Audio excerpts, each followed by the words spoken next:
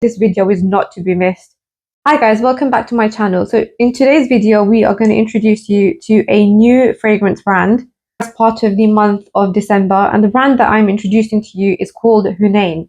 Hunayn is a UK brand who had a very successful and well-deserved launch at Beauty World in Dubai this year. I actually had the opportunity to review 3 of their unreleased fragrances earlier this year, and was amazed at the creativity and complexity of those fragrances that I tried. Now, I did post the reviews of those fragrances on Instagram only. I didn't post them on YouTube. So if you want to find out about those fragrances, you can check it out on my Instagram page. After they launched officially at Beauty World, Hunayn then kindly sent me this discovery set, which fits in nicely into my plan to kind of introduce a new brand every month.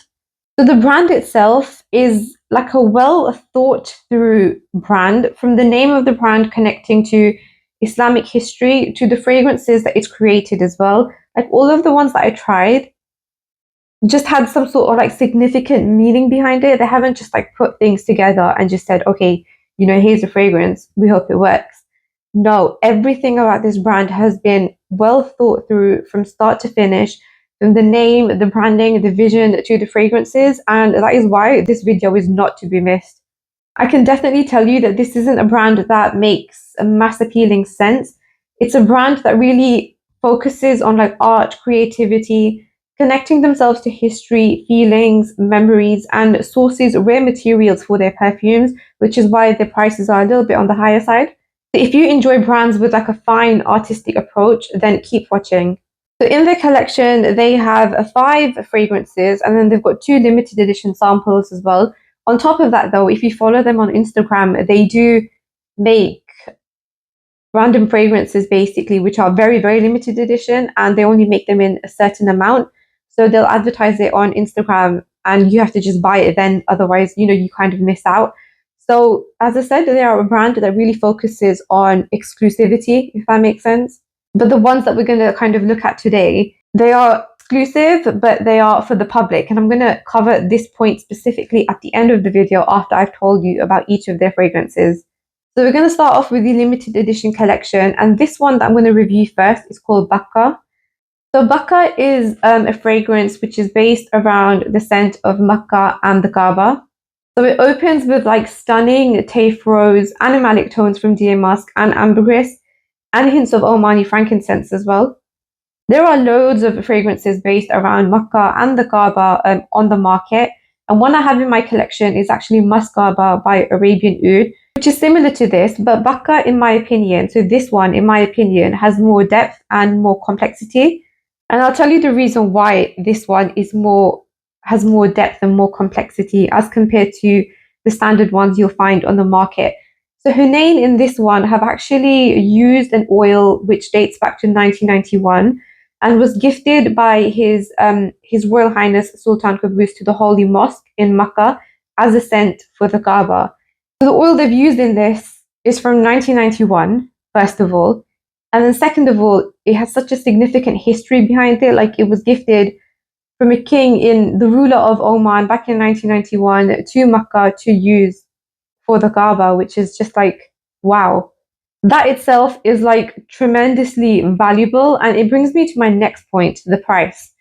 So the price of this is over £1,000. And I do feel that this is justified because firstly, the history and the story of where it's kind of come from, and then also where it's gone.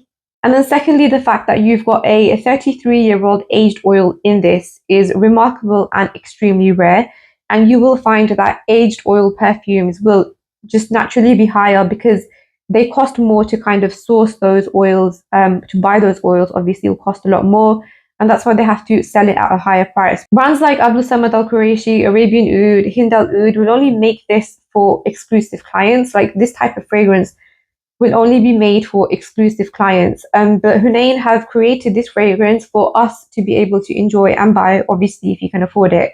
But they've made it like available to the public, which I think is amazing. So if you're a fan of aged perfumes, significant history, and you enjoy the smell of the Kaaba, then this is one that you absolutely must try. Also, don't forget His Royal Highness Sultan Qaboos started Amwaj, which is significant in itself, and he definitely left a mark on perfumery. The Baka does have some complexity, as I said. You feel different notes popping up randomly, like the frankincense, but overall, it's a musky, animalic rose oud scent with great depth. Hunayn's website has a fantastic in-depth description of the inspiration of this fragrance, so I don't want to repeat like what you already have access to on the internet. I definitely highly recommend you check out the website and read the description for this fragrance and the other fragrances, because you'll just be amazed to see like how, where, why they've created each one of their fragrances in their collection. And the second one I'm going to talk to you about from the limited edition collection is Jardin de Musk. So this is on another level, and in no way your typical musk fragrance, or in fact anything like you've ever smelled before. This is like seriously unique on another level. Again, composed of aged oils, and not just one, but loads, and again, justifying the price. So just to name a few, this has a 25-year-old Mysore sandalwood oil, a 1960 violet oil, a jasmine and basil co-distillation from 1990. Like, seriously, what is this? I really wasn't joking when I said if you enjoy aged perfumes, then definitely check out this brand. So again, all the detail for Jardin de Musk is on their website, and I'm not going to repeat to you what you can already read there. I'm going to tell you what this smells like to me. So Jardin de Musk opens on an animalic note, but then it changes to what I can smell as sandalwood, some rose, light spices, some saffron, some basil, some gardenia, some neroli, and this is literally complex from the offset. There's just so much going on, and it definitely smells unique. So midway through the fragrance journey, this definitely feels like a flower garden with iris, jasmine, rose, gardenia, and you've got a perfect balance of GM musk with this, which is animalic and powdery, and then you've also got oud in this. This is what I can kind of sense from the fragrance, and it's a very unique, ever-changing masterpiece, superbly done and very daring in the creativity. It then ends on a slightly animalic musky note, which again evokes luxury, but I definitely think that this is a super complex fragrance. Very well done, very daring, like the way they've created this, and the way it comes across as well is just so beautiful, not overpowering, not annoying, not harsh. It's amazingly done. Next, we have got Asubuhi. So this is an interesting one for me personally, because around 6 months ago, when Hunayn first sent me 3 samples to review, one of them was a part of what is now in this fragrance. So I was particularly interested to see what had changed or what they had added to the fragrance. So Asubuhi is supposed to remind you of the morning sunrise and morning dew. But what does this smell like to me? So it definitely opens fresh and green with lavender, ginger, coriander, and hints of cardamom. It reminds me of like sunrise in hot climate countries. Definitely not in the UK. Like, we'd be lucky to get a smell like this in the UK early in the morning. And we're talking about naturally in the air, not something that somebody sprayed or made up. There is also a good dose of jasmine in this, which is supposed to be one of the main notes, as it was in the other one that I had tried 6 months ago. And you also get ylang ylang and violet leaf in this. It then dries down to like a spicy sandalwood combination with vetiver and musk, and some of that violet leaf still remains. Again, this is another interesting and complex mixture of notes, very unique and not something you will find most brands doing. Like, it's just very daring the way they've come up with this fragrance. The more I kept trying these fragrances, the more I found that they were just getting more and more complex. So we're going to move on to the next one. So the next one we have got is Silk Dunes. So Silk Dunes, as you can imagine, is a fragrance inspired by the desert. I have already tried 3 fragrances and I was amazed at the creativity and the complexity. And here's me wondering, how can this possibly be complex? How can it be smelling because it's based on the desert? So Silk Dunes opens spicy with a sparkle of pink pepper. So in this, with the pink pepper, you've also got cinnamon, black pepper, nutmeg, clove, and also some woody notes in the background. And to me, this actually feels like a spice market. And I don't usually like too many spices in a fragrance, but I do think that the pink pepper added to this has actually made it beautiful and in control rather than too spicy. And after about 15 minutes, you then start to get rose and saffron added to that spicy mix. And that pink pepper is also still there. A little while after that, you start to get patchouli, smooth sandalwood, and hints of frankincense, rose, hints of something sweet, and some animalic tones. So in this fragrance, there are some new notes that I discovered. So one is Malaysian eaglewood, which is a type of oud, and 2 is shamama, which is an Indian oil with warm woody notes. and sweet and spicy accents. And I definitely get that in the dry down of this fragrance. The Silk Dunes is a beautifully complex and yet another daring fragrance in my opinion. The next we have got a fragrance called Abbey Roya. So this is one where I just didn't know like what to expect. As I said, you can read all the descriptions on Hunayn's website, which I highly recommend you check out anyway. But I'm going to tell you what I think Abbey Roya smells like to me. So Abbey Roya opens green, woody, and slightly resinous, with mimosa giving it a spark and gardenia giving it like that floral outdoorsy feel.